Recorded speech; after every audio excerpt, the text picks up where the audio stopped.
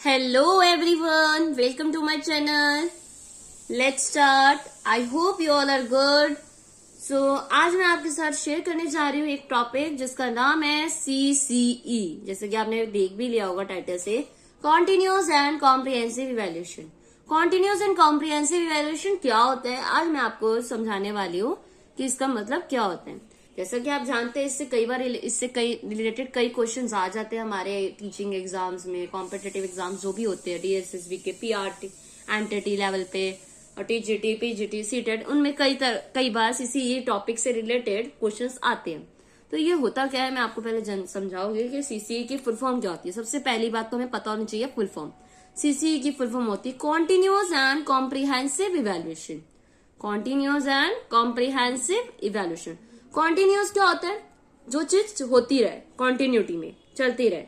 Comprehensive माने overall, at the end वाला result. And evaluation माने कि किसी को देखना, इवैल्यूएट करना कि उसका कितना लेवल ऑफ नॉलेज कितनी है, असेस करना, असेसमेंट भी कह लो, असेस करना कि क्या कितना कुछ वो उसे आता है उस स्टूडेंट को। क्या ज्यादातर इवैल्यूएशन टीचर्स यूज करती है क्लास में बच्चों को इवैल्यूएट करने के लिए कि जो उसका लेवल है, टीचिंग लेवल का आता है कि कितना बच्चा कर पा रहा है, कितनी नॉलेज है।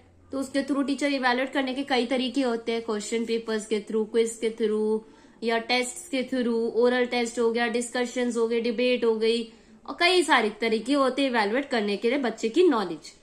तो अब इन तीन वर्ड्स का मतलब तो हम जान चुके हैं, बट अभी कॉन्टिन्यूस एंड कॉम्प्रिहेंसिव इवैल्यूएशन में और ऐसा क्या है जो इससे रिलेटेड क्या क्वेश्चन आ जाते हैं, उसके बारे में जानेंगे।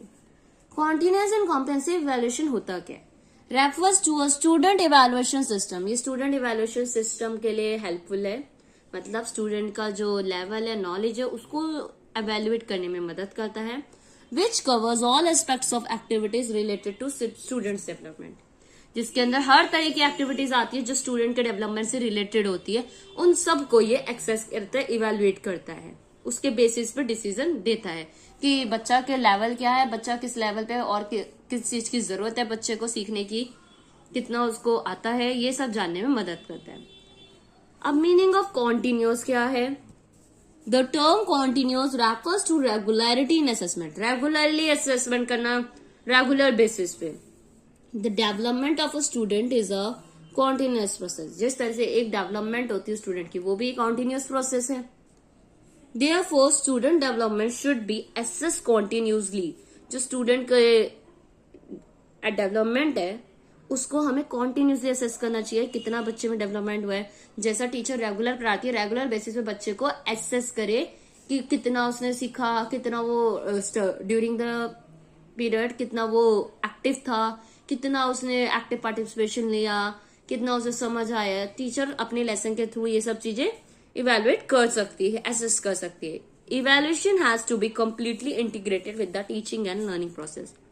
इवैल्यूएशन कहीं ना कहीं किससे कंप्लीटली इंटीग्रेटेड है? टीचिंग एंड लर्निंग प्रोसेस, इन दोनों से इंटीग्रेटेड है, जुड़ा हुआ है। तो ये तो हो गया कॉन्टिन्यूस। एंड कॉम्प्रिहेंसिव होता है जो सेकेंड टर्म है CCE की, comprehensive is the term comprehensive implies that evaluation of learner performances carried out in both scholastic and co-scholastic, कि स्कोलास्टिक एंड कोस्कोलास्टिक एरियाज दोनों में ध्यान देना। कॉम्प्रिहेंसिव जो इवैल्यूएशन होती है, जो एट द एंड में एक बार ओवरऑल देखना, एक बार में। एंड कॉन्टिन्यूस इवैल्यूएशन कहीं ना कहीं क्या करती है, बच्चों को गाइड करती है। कॉम्प्रिहेंसिव इवैल्यूएशन, जैसे वो एग्जांपल देती हूँ मैं आपको कि अगर आप बच्चा पढ़ रहे हैं, कॉन्टिन्यूस इवैल्यूएशन मतलब छोटे छोटे टेस्ट ले रहे हैं तो उस पर टीचर बच्चे को गाइड कर रही है कि तुम्हें यहाँ पे इंप्रूव करने की जरूरत है, इस चीज को यहाँ पे सीखने की जरूरत है, इस चीज को आप और इंप्रूव कर सकते हो। टीचर बच्चे की हेल्प कर रही है, गाइड कर रही है। But comprehensive evaluation at the end of session, मतलब क्लास के एंड में जब फाइनल रिजल्ट होता है तब बच्चे को बताया जा रहा है कॉम्प्रिहेंस। तो उसमें बच्चा उस चीज को इम्प्रूव नहीं कर सकता, बट हाँ क्योंकि वो चीज वो उस क्लास को कंप्लीट कर चुके। कॉम्प्रिहेंसिव एट द एंड में होता है सेशन के। एंड कॉन्टिन्यूस होता है जो आपको टाइम टू टाइम फीडबैक देता रहता है और आपको इम्प्रूव करने में मदद करता है, गाइड करता है। ठीक है, तो अब इसका पर्पस क्या है? पर्पस क्या है कॉन्टिन्यूस एंड कॉम्प्रिहेंसिव इवैल्यूएशन का? अगर कॉन्टिन्यूस एंड कॉम्प्रिहेंसिव इवैल्यूएशन होगी तो it reduce the drop out rate as there will be less fear and anxiety among learners related to their performance. अगर टीचर बच्चे को कॉन्टिन्यूसली इवेल्युएट कर रही है, उसे मदद कर रही है कि कहाँ पे उसको जरूरत है अभी ध्यान देने की, किस जगह वो कमजोर है, उस चीज पर टीचर बच्चे को फोकस कर रही है, मदद कर रही है, हेल्प कर रही है, तो कहीं ना कहीं ड्रॉप आउट कम हो जाएगा। तो बच्चों का जो डर होता है मार्क्स को लेके, परफॉर्मेंस को लेके, वो खत्म हो जाएगा बच्चों में। Greater focus is given on learning rather than on conducting test and examination. यहाँ पे मेन फोकस टीचर का क्या होगा, लर्निंग पे होगा बच्चे की, लर्निंग होनी चाहिए, ये नहीं कि टेस्ट एंड एग्जाम में ज्यादा मार्क्स आने चाहिए, ये मेन मोटिव नहीं है। It contributes to the holistic development, ये कहीं ना कहीं होलिस्टिक डेवलपमेंट में लर्नर की मदद करता है कि ओवरऑल डेवलप हो। जहां पे बच्चे की कमी होगी वहां पे वो टीचर इवेल्युएट करके बच्चे को गाइड करेगी, हेल्प करेगी कि अब इस जगह आपको ये सीखने की जरूरत है, इस जगह आपको इसको सीखने के लिए आपको ये मेथड यूज करना चाहिए, ये तरीका, टीचर्स उसकी हेल्प करेगी बच्चे की। Learners get more time to develop their interest, hobbies and personalities through CC. और कहीं ना कहीं जो लर्नर्स है, स्टूडेंट्स है, उन्हें टाइम मिलेगा अपने आप को डेवलप करने का, अपना इंटरेस्ट डेवलप करने का, अपनी हॉबीज, पर्सनैलिटीज, ये सब डेवलप करेंगे किसके through, CCE, continuous and comprehensive evaluation के दौरान।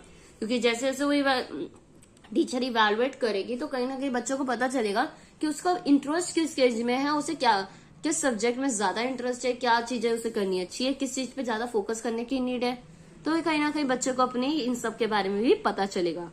It promotes a learner friendly environment thereby optimizes student learning. कहीं ना कहीं किस चीज को प्रमोट करेगी कि एक फ्रेंडली एनवायरनमेंट क्रिएट होगा, जिसमें क्या होगा, बच्चा फ्रेंडली टीचर से बात कर सकेगा। क्योंकि जब टीचर स्टूडेंट से उसके सारी प्रॉब्लम्स, उसके जो अभी भी नीड है, हेल्प करेगी, तो कहीं ना कहीं एक फ्रेंडली एनवायरनमेंट क्रिएट होगा कि बच्चा भी अपने पॉइंट्स, अपनी प्रॉब्लम्स टीचर्स के साथ शेयर कर सकेगा एंड और कहीं ना कहीं अच्छे से उस चीज को इम्प्रूव करने का, अपनी जो कमियां हैं उसको इम्प्रूव करने के लिए टीचर की हेल्प लेगा और टीचर बच्चे की हेल्प करेगी।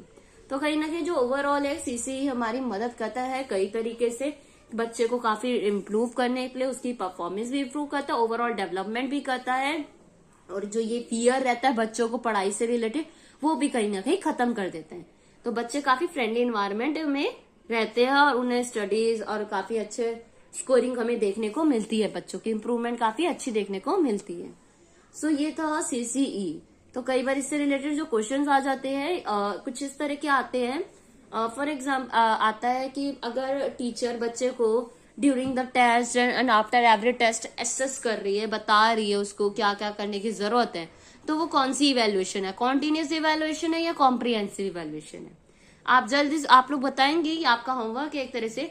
अगर टीचर बच्चे को आफ्टर ईच टेस्ट, हर टेस्ट के बाद एसेस करके उसे बताती है कि उसे कहाँ इम्प्रूवमेंट करने की जरूरत है, तो ये किस तरह का इवेल्युएशन हो गया, कॉन्टिन्यूस इवेल्युएशन या कॉम्प्रिहेंसिव इवेल्युएशन। चलिए बताएंगे इसका आंसर आप कमेंट सेक्शन में। एंड नाउ आज के लिए इतना ही था, मैं वीडियो एंड करती हूँ। एंड जैसे कि जो मैंने आपको होमवर्क दिया है उसका आंसर आप जरूर बताइएगा, ताकि इससे आपको आइडिया पता चलेगा कि आपको कितना ये टॉपिक समझ आया है। एंड ये टॉपिक काफी इंपॉर्टेंट है एंड इससे कई क्वेश्चंस आ जाते हैं, सीसीई की फुल फॉर्म भी आ जाती है कई बार, तो ये आप जरूर देखिए। एंड इससे रिलेटेड जो क्वेश्चन है, आई होप इस वीडियो के बाद आप उसके सारे क्वेश्चन सॉल्व कर पाएंगे। So thank you everyone for watching my video. And अगर आपने मेरी वीडियो पूरी देखी है तो लाइक शेयर तो कर ही दीजिएगा एंड चैनल को सब्सक्राइब भी कर दीजिए, ताकि आप चाहते हैं कि मैं ऐसे छोटे छोटे टॉपिक्स पे आपके साथ और वीडियो शेयर करूं, तो आप मुझे रिकमेंड कर सकते हो टॉपिक्स कमेंट सेक्शन में एंड मैं आपके साथ जरूर शेयर करूंगी। एंड वीडियो कैसी लगी ये भी कमेंट सेक्शन में जरूर बताइएगा। So thank you everyone.